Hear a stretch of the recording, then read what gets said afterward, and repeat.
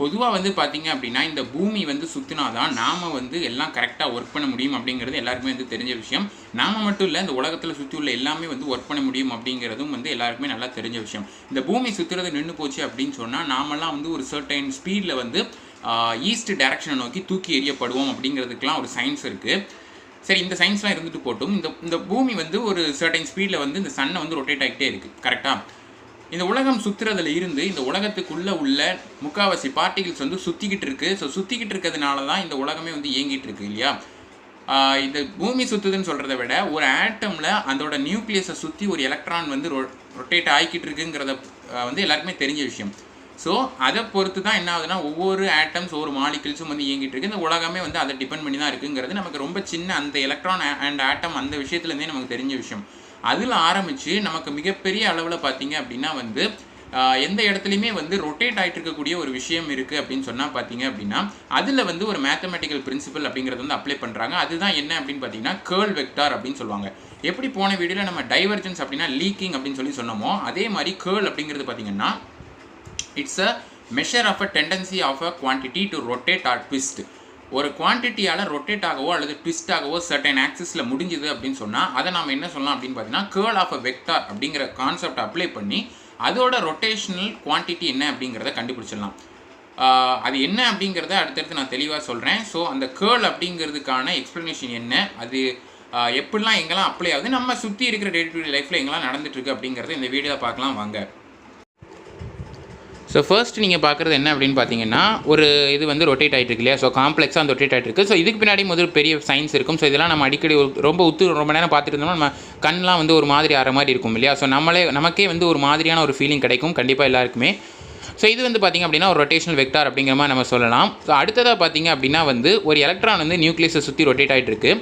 So இவ girl அப்படிங்கிறது ஆக்சுவலாக என்ன அப்படின்னு பார்த்தீங்கன்னா ஒரு ஃபீல்டு, அதாவது ஒரு ஃபீல்டுனால ஒரு ஃபீல்டுனால வரக்கூடிய ஃபோர்ஸ்னால ஒரு குவான்டிட்டி வந்து எந்த அளவுக்கு ரொட்டேட் ஆகுது அப்படிங்கிறத டிட்டர்மைன் பண்ணுறது தான் யார் அப்படிங்கிறது பார்த்திங்கன்னா அந்த கேர்ள் அப்படிங்கிறது. அதை நம்ம அந்த ஒரு டெண்டன்சியை வந்து நம்ம மென்ஷன் பண்ணுறது தான் என்னது அப்படின்னு பார்த்தீங்கன்னா அந்த கேர்ள் அப்படின்னு சொல்லி சொல்கிறாங்க. அது மாதிரி பார்த்திங்க அப்படின்னா வந்து அடுத்ததாக பார்த்தது வந்து பார்த்திங்க அப்படின்னா ஸோ Z Y அப்படின்னு சொல்லி ரெண்டு டேரக்ஷனில் வந்து பார்த்திங்க, அதாவது வந்து ரெண்டு ஆக்சிஸில் வந்து பார்த்திங்கன்னா ஒரு பார்ட்டிகிள் வந்து ரொட்டேட் ஆகிட்டு இருக்குது. ஸோ அதில் என்ன எப்படி கண்டுபிடிக்கிறது அப்படின்னு பார்த்தீங்கன்னா ரெண்டு ஆக்சிஸ்லையுமே இருக்கிறதால நாம் வந்து ஒரு ரிசல்டன்ட் வெக்டார் கண்டுபிடிச்சு அந்த ஒரு வேல்யூ தான் என்ன சொல்லுவோம் அப்படின்னு பார்த்தீங்கன்னா அந்த கேர்ள் அப்படிங்கிறத நம்ம வந்து கண்டுபிடிப்போம். ஸோ இதில் வந்து என்ன தெரியுது அப்படின்னு பார்த்தீங்கன்னா ஒரு யூக்ளிடியன் ஸ்பேஸ் அப்படின்னா ஒரு 3 டைமென்ஷன் ஸ்பேஸ், ஒரு 3 டைமென்ஷன் ஸ்பேஸில் ரொட்டேட் ஆகிக்கக்கூடிய ஒரு குவான்டிட்டியை நாம் வந்து ஒரே டைமென்ஷனில், அதாவது வந்து ஒரு ஆக்சிஸில் வச்சு நம்ம கண்டுபிடிக்கிறதா என்னென்னு பார்த்தீங்கன்னா அந்த கேர்ள் வெக்டாருங்கிறத தெரிஞ்சுக்கோங்க. அடுத்ததாக பார்த்தீங்கன்னா அந்த தம் ரூல் அப்படிங்கிற மாதிரி வந்து, அதாவது வந்து நம்ம விரலை வந்து நம்மளோட தம்பை வந்து மேலே பார்த்து உயர்த்தி வச்சோம்னா ஸோ அதுதான் என்ன அப்படின்னு பார்த்தீங்கன்னா ரெப்ரசென்டிங் கேர்ள் வெக்டார் வைல் த குவான்டிட்டிஸ் ரொட்டேட்டிங் ஆன 3 டைமென்ஷனல் ஆக்சிஸ் அப்படிங்கிறது வந்து தெரிஞ்சுக்கோங்க. ஸோ அடுத்ததாக பார்த்தீங்க அப்படின்னா அந்த கேர்ள் வெக்டாரோட ஃபார்முலா வந்து நான் ரெப்ரசென்ட் பண்ணியிருக்கேன். ஸோ இது என்ன அப்படின்னு பார்த்தீங்கன்னா நம்ம கேர்ள் வெக்டார் அப்படிங்கிறத கண்டுபிடிக்கிறதுக்காக. ஸோ இது மட்டும்தான் எக்ஸாம்பிள்ஸான்னு கேட்டிங்கன்னா கண்டிப்பாக அது எக்ஸாம்பிள்ஸ் இல்லை. ஸோ அடுத்ததாக பார்த்தீங்க அப்படின்னா வந்து நம்ம ப்ராக்டிக்கலாக போகலாம். ஸோ அந்த வீட்டில் வந்து பார்த்திங்கன்னா ஒரு பக்கெட்டில் வந்து ஒரு தண்ணி இருக்குது. ஸோ ஆக்சுவலாக வந்து ரிவர்ஸ் அண்ட் ஓஷன்ஸில் பார்த்திங்கன்னா வாட்டர் வந்து மூவ் ஆகிட்டே இருக்கும். ஸோ தட் அதில் என்ன போட்டாலும் அது வந்து ரொட்டேட் ஆகி மூவ் ஆகிட்டு இருக்கும். இப்போ இந்த பக்கெட்டில் தண்ணி மோதனால நான் என்ன பண்ணுறேன் அப்படின்னு பார்த்தீங்கன்னா என்னோட ஹேண்டை வச்சு நான் எக்ஸ்டர்னலாக வந்து ஒரு ஃபோர்ஸ் மாதிரி கொடுத்துட்டு அதில் வந்து ஒரு லீஃபை போடுறேன்.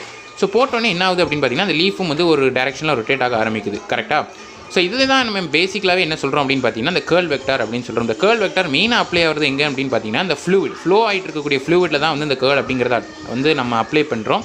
அந்த ஃபீல்டு, அதாவது வந்து அந்த ஃப்ளோ இருக்கக்கூடிய ஃப்ளூவிடை தான் நம்ம ஃபீல்டு அப்படின்னு சொல்கிறோம். அதனால் வரக்கூடிய ஃபோர்ஸ்னால இந்த குவான்டிட்டி வந்து எந்த அளவுக்கு ரொட்டேட் ஆகுது அப்படிங்கிறத சொல்கிறது தான் என்ன அப்படின்னு பார்த்தீங்கன்னா அந்த கேர்ள் வெக்டார். ஸோ இதுதான் வந்து என்ன அப்படின்னு பார்த்தீங்கன்னா அந்த கேர்ளோட அப்ளிகேஷன். ஸோ இது நிறைய இடங்களில் நம்ம பார்க்கலாம். அதாவது வந்து நம்ம கடலில் வந்து ஹரிக்கேன் அப்படின்னு சொல்லி ஒன்று சொல்லுவாங்க. ஹரிக்கேன் அப்படின்னா வந்து ஒரு கடல் சுழற்சி, அதாவது வந்து கடல் வந்து சுழன்று உள்வாங்கிறது, அந்த மாதிரி இதெல்லாம் எல்லாமே பார்த்தீங்கன்னா ஹரிக்கேன் தான்.